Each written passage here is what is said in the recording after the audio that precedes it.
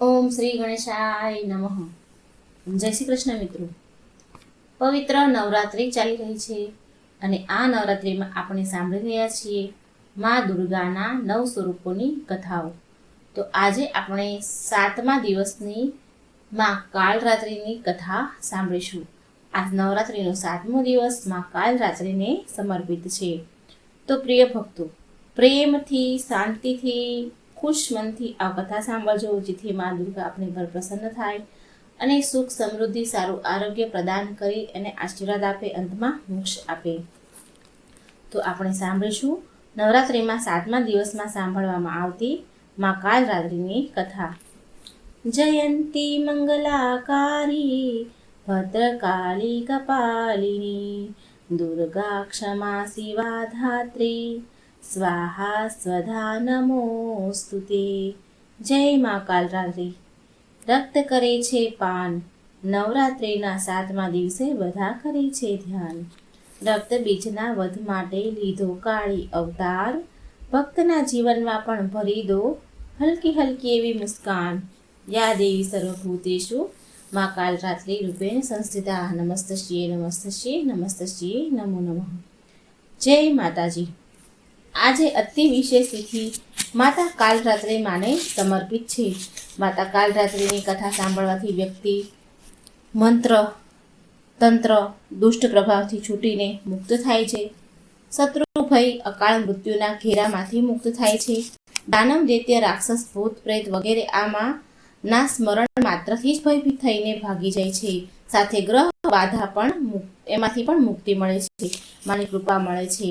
પૌરાણિક કથા અનુસાર શુંભ, નિશુંભ અને રક્તબીજ નામના 3 દુષ્ટ દૈત્યો હતા. આ ત્રણેય મળીને ત્રણેય લોકમાં હાહાકાર મચાવી દીધો. આપણે સમસ્ત પ્રાણીઓ અને દેવતાઓની સામે જીવન સંકટ ઉત્પન્ન થઈ ગયું. આ દુષ્ટ દૈત્યોના બળ આગળ કોઈ પણ અસ્ત્ર શસ્ત્ર ટકતા ન હતા. અંતમાં તો હેરાન થઈને બધા જ દેવતાગણ ભગવાન શિવ પાસે પહોંચ્યા અને સમસ્ત પ્રાણીઓ અને પોતાના પ્રાણની રક્ષા કરવા માટે પોકાર કરવા લાગ્યા. ત્રાહિમામ થઈ ગયું. ભગવાનને પોકાર કરવા લાગ્યા. શિવજીએ સમસ્ત પ્રાણીઓની રક્ષા કરવા માટે જલ્દીથી જ એક છુટકારો મેળવવા માટે, આ સંકટથી છુટકારો અપાવવા માટે અને સમસ્ત પ્રાણીઓની સુરક્ષાનું વચન આપ્યું. શિવજીને ખબર હતી કે આ દૈત્યોનો સંહાર માં પાર્વતી જ કરી શકે તેમ છે. ત્યાર પછી શિવજીએ પાર્વતીને કહ્યું, હે દેવી, તમે આદિશક્તિ જગત જનની છો. તમારા તેજનો સામનો ત્રણેય લોકમાં કોઈ પણ ન કરી શકે. માટે તમે આ દુષ્ટ રાક્ષસનો વધ કરીને આ સૃષ્ટિની રક્ષા કરો. શિવજીની આજ્ઞા મેળવીને માતા પાર્વતીએ દુર્ગા દેવીનું રૂપ ધારણ કર્યું અને શુંભ, નિશુંભ અને રક્તબીજનો વધ કરવા નીકળી પડ્યા. પણ એ દાનવોને સમાપ્ત કરવામાં એક વિકરાળ સમસ્યા હતી કે રક્તબીજને એ વરદાન મળ્યું હતું કે જ્યાં પણ તેના લોહીનું એક પણ ટીપું નીચે પડશે ત્યાં રક્તબીજ જેવો બીજો દૈત્ય ઉત્પન્ન થશે અને આના કારણે તેનો વધ કરવાનું અત્યંત કઠિન થઈ ગયું હતું. મા દુર્ગાએ દાનવોને સેનાનો સંહાર કરવાનું શરૂ કરી દીધું. ભીષણ યુદ્ધ થઈ રહ્યું હતું.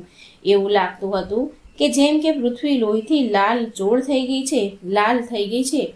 મા દુર્ગા એમના સિંહ ઉપર સવાર થઈને દાનવોને મારવાનો પ્રયત્ન કરવા લાગ્યા. બધા દાનવોને મારવા લાગ્યા. પ્રલય મચાવી દીધો માએ.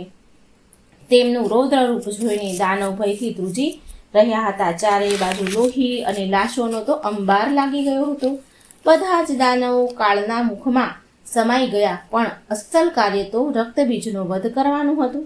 હવે જુઓ, મા દુર્ગા જ્યારે પણ રક્તબીજ પર પ્રહાર કરે તો એ હસવા લાગતો અને જ્યાં પણ ધરતી પર તેનું લોહી પડે તો સેંકડો રક્તબીજ ઉત્પન્ન થતા અને મા સાથે યુદ્ધ કરવા લાગતા. પાછા જ મા સમજી ગયા કે આના વધ કરવા માટે એનું લોહી ભૂમિ પર પડવા દેવાનું નથી.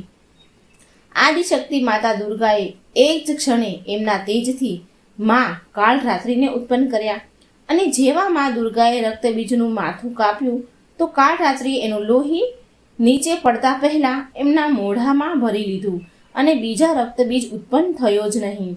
આવી રીતે મા દુર્ગાનું સ્વરૂપ કાલરાત્રિ દુર્ગાના સ્વરૂપમાંથી કાલરાત્રિ પ્રગટ થયા અને રક્તબીજનો વધ થયો. ત્યારથી માં કાલરાત્રિ દેવીના 7મા સ્વરૂપમાં સ્થાપિત થયા.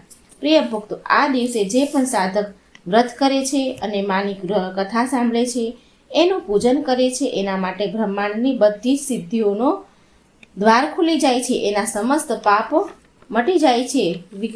એને અભય પુણ્ય લોકોની પ્રાપ્તિ થાય છે. માં કાલરાત્રિ દુષ્ટોનો વિનાશ કરવાવાળી છે.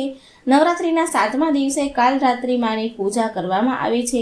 કાલરાત્રિ દેવી દુર્ગા માનું જ એક રૂપ છે, જેનાથી દૈત્ય રક્ત બીજના વધ માટે એમના તેજથી ઉત્પન્ન કર્યું હતું. માં દુર્ગાની 7મી શક્તિ કાલરાત્રિના નામથી જણાય છે. આ માના શરીરનો રંગ કાળો છે, જે અંધકારનું પ્રતીક છે. માના ગળામાં માના વાળ વિખરાયેલા છે, જે ઉગ્રતાનું પ્રતીક છે.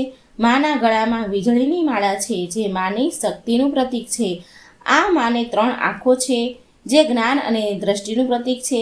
માની નાસિકા, જેમાંથી અગ્નિની ભયંકર અગ્નિજ્વાળા નીકળે છે. માનું વાહન ગધેડો છે. ઉપરની ભુજાઓમાં વર મુદ્રાથી બધાને આશીષ પ્રદાન કરે છે. ડાબી બાજુનો નીચેનો હાથ અભય મુદ્રામાં છે.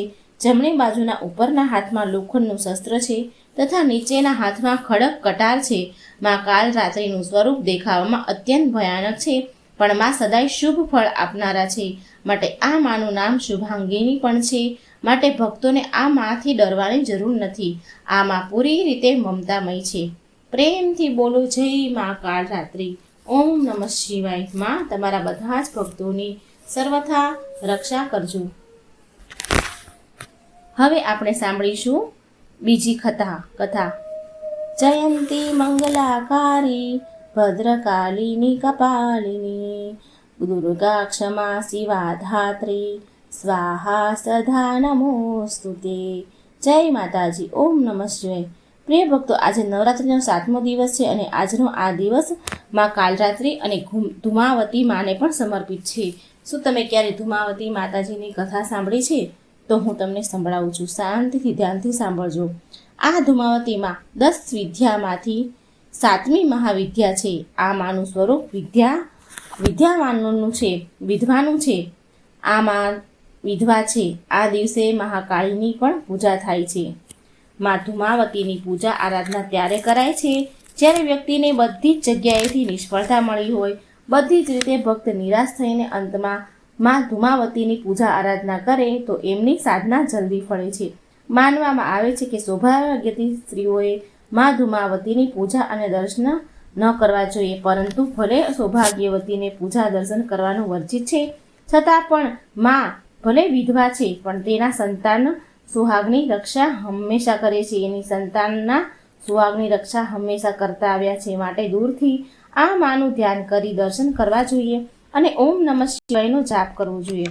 માં ધુમાવતીનો ઉપવાસ કરવાથી વિપત્તિઓનો નાશ થાય છે તથા સ્થિર ગંભીર રોગથી મુક્તિ થાય છે. માં ધુમાવતીની ઉપાસના કરવાથી ફળ મળે છે. કહેવાય છે કે આ માતાની નિરંતર સ્તુતિ કરવાવાળા ક્યારેય ધન વિહીન નથી રહેતા. તેને દુઃખ અડતા પણ નથી. મોટી શક્તિ પણ આ મા સામે ટકી શકતી નથી. આ માનું તેજ સર્વોચ્ચ કહેવાય છે. પ્રિય ભક્તો, આના પહેલાં હું આ કથા મહિમા વિસ્તારથી સંભળાવું તો એના પહેલાં તમે વિડીયો લાઈક અને શેર જરૂર કરી લેજો. જય માતાજી કમેન્ટમાં જરૂર લખજો. માં ધુમાવતીની સાધના કરવી એ બધાના હાથની વાત નથી. બધી મહાવિદ્યા માતાજી સ્ત્રી આપે છે. માં ધુમાવતી શ્રી વિહીનતા તેના સુપડામાં લઈને ચાલ્યા જાય છે. જીવનથી દુર્ભાગ્ય, અજ્ઞાન, દુઃખ, રોગ, કલેશ, શત્રુ વિદાય થઈને સાધક જ્ઞાન શ્રી પ્રદાન થાય છે. સાધકને જ્ઞાન અને શ્રી ભરપૂર પ્રદાન થાય છે. આ માને અલક્ષ્મી કહેવાય છે. શ્રેષ્ઠા લક્ષ્મીની મોટી બહેન કહેવાય છે. માં ધુમાવતી વિધવા સ્વરૂપમાં પૂજાય છે તથા આ માનું વાહન કાગડો છે. આ માં સફેદ વસ્ત્ર ધારણ કરીને ખુલ્લા વાળમાં હોય છે. ધુમાવતી મહાવિદ્યા જ એવી શક્તિ છે કે જે વ્યક્તિની દિનહીનતા અવસ્થાનું કારણ છે. વિધવાના આચરણવાળી આ મહાશક્તિ દુઃખ દરિદ્રની સ્વામીની હોવા છતાં પણ એના ભક્તો પર કૃપા કરે છે. માં મલિન વસ્ત્ર ધારણ કરે છે. લાંબા તથા વિરલ દાંતોવાળા છે. હાથોમાં સુપડું લઈને ભક્તોના દુઃખ દરિદ્રને લઈને તેને પછાડી નાખે છે તથા કૃષ્ણ વર્ણના છે. પૈડા વગરના રથો પર બેઠેલા છે. પ્રિય ભક્ત, દેવીનું મુખ્ય અસ્ત્ર છે સુપડું, જેમાં મા સમસ્ત વિશ્વને સમેટીને મહાપ્રલય કરી દે છે. 10 મહાવિદ્યામાં દેવીને દારૂણ કહીને પૂજાય છે. શ્રાપ દેવા, નષ્ટ કરવું અને સંહાર કરવાની જેટલી પણ ક્ષમતા છે આ દેવીના જ કારણે છે. ક્રોધમાં ઋષિઓના મૂળ શક્તિ ધૂમાવતી છે. જેવી રીતે દુર્વાસા, અંગીરા, ભૃગુ, પરશુરામ વગેરે સૃષ્ટિ કલહના દેવી હોવાના કારણે આ માને દેવી પ્રિયા પણ કહેવાય છે. ચતુર્માસ દેવીનો મુખ્ય સમય હોય છે, જ્યારે આ માને પ્રસન્ન કરવામાં આવે છે. દેશના કેટલાય ભાગોમાં કાળી ચૌદસ નરક ચતુર્થીના દિવસે ઘરનો કૂડો કચરો સાફ કરીને તમે અમારું બધું દરિદ્ર લઈને વિદાય થઈ જાઓ, આવું કહે છે. આવું બોલવામાં આવે છે તો આ માં બધું દરિદ્ર લઈને ચાલ્યા જાય છે. પ્રિય ભક્તો, અંતે આ માતા વિધવા કેમ છે? આ માતા આટલા નિષ્ઠુર અને પ્રલયકારી કેમ છે? આ જાણવા માટે ચાલો સાંભળીએ માતાની ઉત્પત્તિની કથા. પ્રિય ભક્તો, આ કથા એ સમયની છે જ્યારે ભગવાન ભોળાનાથ માતા પાર્વતીને કહી રહ્યા છે કે હે પાર્વતી, આજે આપણા અતિથિ ગૃહમાં આપણા કૈલાસ પર બ્રહ્માજી અને વિષ્ણુ એમની પત્ની સાથે ભોજન કરવા આવી રહ્યા છે, માટે તમે એમના ભોજનની પૂરી તૈયારી કરો. હવે આ સાંભળીને માતા પાર્વતીએ બધા અતિથિઓ માટે ખાવાની વ્યવસ્થા કરી. જ્યારે બધા અતિથિ ખાવા લાગ્યા, બ્રહ્માજી, વિષ્ણુ ભગવાન જમવા લાગ્યા, તો તેમની પત્નીઓ જ્યારે જમવા લાગી, પછી જ્યારે શિવજીનું ભોજન સમાપ્ત થવાનું હતું, તો માતા પાર્વતીએ કહ્યું કે સ્વામી, તમે ભોજન સમાપ્ત કરો, એ ઉપરાંત તમે થોડું ભોજન મારા માટે પણ છોડી દેજો. હું તમારું મૂકેલું વધેલું ભોજન ખાઈને તૃપ્ત થઈ જાઉં છું. પ્રિય ભક્તો, માતા પાર્વતીનો આ રોજનો નિયમ હતો કે ભગવાન ભોલાનાથ શિવજી જે ખાય એમાં થોડું વધારે અને જે એ વધેલું હોય એ જ માં જમે. એમાં એમને અનંત તૃપ્તિ મળતી હતી મા પાર્વતીને. હવે શું, એ દિવસે ભગવાન શિવે માતા પાર્વતી માટે અન્નનો એક દાણો પણ ન વધાર્યો. જ્યારે બધા અતિથિ જમી લે છે, તો તેમણે જોયું કે શિવજીએ તો આજે એમના માટે જરાય ભોજન જ ન રાખ્યું. હવે આ જોઈને તેમને બહુ દુઃખ થયું મા પાર્વતીને. હવે તો ભૂખના મારે તેમની ખરાબ હાલત થવા લાગી. મા પાર્વતી તો અન્નપૂર્ણા સ્વરૂપા છે, એ તો બધા જગતની જનની છે, બધા જીવો અને પ્રાણીઓનું ભરણ પોષણ કરે છે. પણ આજે મા ભૂખના મારે વ્યાકુળ થઈ રહ્યા હતા. હવે ભૂખથી એ એટલા બધા વ્યાકુળ થઈ ગયા કે તે ધ્યાનમગ્ન શિવજીની પાસે જાય છે અને એમની પાસે ભોજનની યાચના કરે છે, માંગે છે. ભગવાન શિવ એ સમયે ધ્યાનમાં લીન હતા. તેમણે માતાના વચનને ન સાંભળ્યા. એમ કહો કે શિવજીએ તેમની વાતને ટાળી નાખી, અણસાંભળી કરી નાખી. હવે માતા પાર્વતીની ભૂખ તો ઉગ્ર થવા લાગી. મા પાર્વતીને ક્રોધ આવવા લાગ્યો. તેમણે કહ્યું કે હે સ્વામી, હું જગતના સમસ્ત મનુષ્યને, સમસ્ત જીવોનું પેટ ભરું છું અને આજે હું ભૂખથી તડપી રહી છું. તમારી ફરજ છે કે તમે મારું ભરણ પોષણ કરો, તમે મને તૃપ્ત કરો. પણ ભગવાન, તમે મને ભોજન કેમ નથી આપી રહ્યા? મા પાર્વતીના વારંવાર કહેવાથી પણ ભોળાનાથે આંખ ન ખોલી અને મા પાર્વતીના ક્રોધની તો સીમા ના રહી.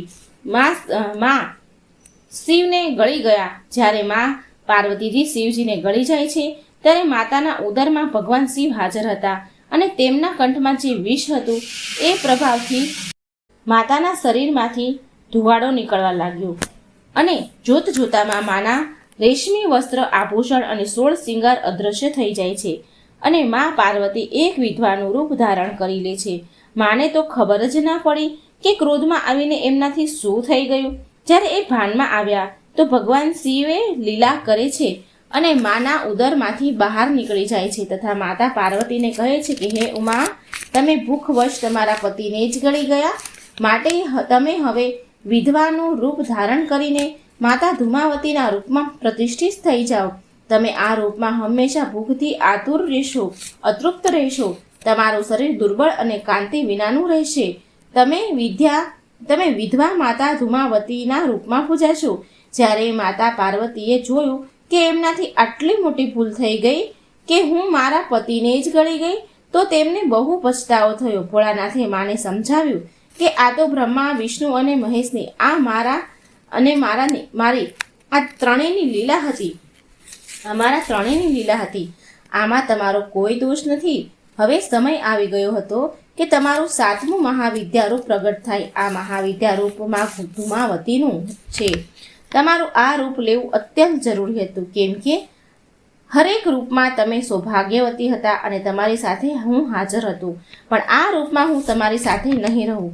આ રૂપમાં તમે નિષ્ઠુર, દયાહીન થઈને પ્રાણીઓના દ્વારા કરવામાં આવતા પાપોને અને દંડ આપશો. સૃષ્ટિમાં જેટલી પણ પ્રલયકારી ઘટના ઘટશે, પૂર, કાળ, દુકાળ, અતિવૃષ્ટિ, મહામારી, અનાવૃષ્ટિ, આ તમારા પ્રકોપના કારણે થશે. તેમજ મનુષ્યને કઠોરતાથી તેમના પાપોનો દંડ આપશો. જેમ કે આ કામ તમારા મમતામય અને બીજા સ્વરૂપમાં શક્ય ન હતું, કેમ કે જ્યારે તમે મમતામય સ્વરૂપમાં રહો છો તો તમને તમારા ભક્તો ઉપર બહુ દયા આવે છે. તમે પાપીઓને પણ માફ કરી દો છો. માટે આ રૂપ લેવું તમારા માટે અતિ આવશ્યક હતું. આ રૂપમાં તમે કઠોર અને ભયાનક દેખાશો. આ રૂપમાં તમારી અંદર મમત્વ નહીં હોય અને તમે નિષ્પક્ષ પાપીઓને એના કર્મોની ઉચિત દંડ આપશો. કર્મોનો હે ઉમા, હવે તમે તમારા ધૂમાવતી રૂપમાં પરિવર્તિત થઈને તમારા સિંહાસન ઉપર બેસો. માતા પાર્વતી બધું સમજી ગયા અને માએ ભગવાન શિવજીને નમસ્કાર કરી એમના રૂપમાં ધૂમાવતીના રૂપમાં પ્રગટ થયા. કારણ કે એમના શરીરમાંથી ધુવાડો નીકળતો હતો, માટે તેમનું નામ ધૂમાવતી થયું. મા પૈડા વગરના રથ ઉપર બિરાજમાન છે અને એમનું વાહન કાગડું છે. માએ એમના એક હાથમાં સુપડું લીધેલું છે. પ્રિય ભક્તો, મા ધૂમાવતીએ કામનાઓને ખાવાવાળી એટલે કે નષ્ટ કરવાવાળી બાજુ ઈશારો કરે છે. નિરંતર આ માની સ્તુતિ કરવાવાળા ક્યારેય ધનવિહીન નથી રહેતા.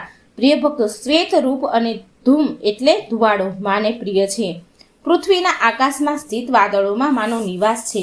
પ્રિય ભક્તો, મા ધૂમાવતીની પૂજા કરતા સમયે આવી રીતે ધ્યાન કરવું જોઈએ કે મા પ્રસન્ન થઈને અમારા બધા રોગ, દોષ, કલેશ, તંત્ર, મંત્ર, ભૂત, પ્રેત વગેરેને તમારા સુપડામાં સમેટીને અમારા ઘરેથી વિદાય થઈ રહ્યા છો. આવું ધ્યાન કરવું અને આપણને ધન, લક્ષ્મી, સુખ, શાંતિ, આશીર્વાદ આપી રહ્યા છે. જ્યારે દુર્ભાગ્ય, દુઃખ અને દરિદ્રતા લાંબા સમયથી પીછો કરતી હોય તો મા ધૂમાવતીની દીક્ષા લઈને તેમને ઉપાસના કરવી જોઈએ. જ્યારે શત્રુ મૃત્યુ સમાન પીડા આપી રહ્યા હોય ત્યારે ધૂમાવતીની ઉપાસના કરવી જોઈએ. ધ્યાન રહે કે મા ધૂમાવતીની ઉપાસના કોઈ સારા ગુરુના સંરક્ષણમાં જ કરવી જોઈએ. દીક્ષા લીધા વગર આ માનો મંત્ર જાપ ન કરવો જોઈએ. દેવી ધૂમાવતી ધુવાડાના સ્વરૂપમાં વિદ્યમાન છે તથા પાર્વતીના ભયંકર તથા ઉગ્ર સ્વભાવનું પ્રતિનિધિત્વ કરે છે. જેઠ માસની શુક્લ પક્ષની 8મના દિવસે ધૂમાવતી જયંતી મનાવાય છે. આ તિથિએ માનો પ્રાદુર્ભાવ થયો હતો. નારદ પંચરાત્રના અનુસાર દેવી ધૂમાવતીમાંથી ઉગ્ર ચંડિકા, ઉગ્ર તારા જેવા ઉગ્ર ભયંકર પ્રવૃત્તિવાળી દેવીઓને તેમના શરીરમાંથી પ્રગટ કર્યા છે. ઉગ્ર સ્વભાવ, ભયંકરતા વગેરે મા ધૂમાવતીને જ અન્ય દેવીને પ્રદાન કર્યું છે. દેવીએ ક્રોધવશ એમના પતિ ભગવાન શિવજીનું ભક્ષણ કર્યું હતું. દેવીનો સંબંધ અતૃપ્ત ભૂખ સાથે છે. દેવી સર્વદા અતૃપ્ત અને ભૂખી રહે છે. પરિણામ સ્વરૂપ દેવી દુષ્ટ દૈત્યોના માંસનું ભક્ષણ કરે છે, પરંતુ એમની ક્ષુધા શાંત થતી નથી. મા ધૂમાવતીના કોઈ સ્વામી નથી. શિવ છે તો પણ શૂન્ય ભૈરવ માટે આ વિધવા માતા માનવામાં આવે છે. આ માની સાધનાથી જીવનમાં નિડરતા અને નિશ્ચલતા આવે છે. માની સાધના અને પ્રાર્થના આત્મબળનો વિકાસ થાય છે. પ્રાર્થનાથી આ મહાવિદ્યાના ફળથી દેવી ધૂમાવતી શુક્રીના રૂપમાં પ્રત્યક્ષ પ્રગટ થઈને સાધકના બધા રોગ અને શત્રુનો નાશ કરે છે. પ્રબળ મહાપ્રલયકારી તથા સિદ્ધ પુરુષના રૂપમાં એ સાધકની ખ્યાતિ થાય છે. જેમ સુપડાને ઝાટકીને કાંકરા પથ્થરને અલગ કરાય છે, એવી જ રીતે દુર્ગણોને અલગ કરી દે છે. મા ધૂમાવતીમાં શક્તિશાળી સ્વયં નિયંત્રતા છે. ઋગ્વેદમાં રાત્રિ સુક્તામાં આ માને સુક્તા કહેવાયા છે. માટે સુખપૂર્વક તારવા યોગ્ય છે. અભાવ અને સંકટને દૂર કરવાવાળી મા કહેવાય છે ધૂમાવતી. તો એકવાર પ્રેમથી બોલો, જય મા ધૂમાવતીની જય. જય મા કાલરાત્રિ, જય મા અંબે ભવાની. ઓમ નમઃ શિવાય. મિત્રો, આ હતી નવરાત્રિના 7મા દિવસની મા કાલરાત્રિની અને મા ધૂમાવતીની અતિ દુર્લભ કથા. જો વિડીયો સારો લાગે તો લાઈક અને શેર કરવાનું ભૂલશો નહીં. આ ચેનલને સબસ્ક્રાઈબ કરવાનું પણ ભૂલશો નહીં. જય શ્રી કૃષ્ણ. રાધે રાધે. Thank you.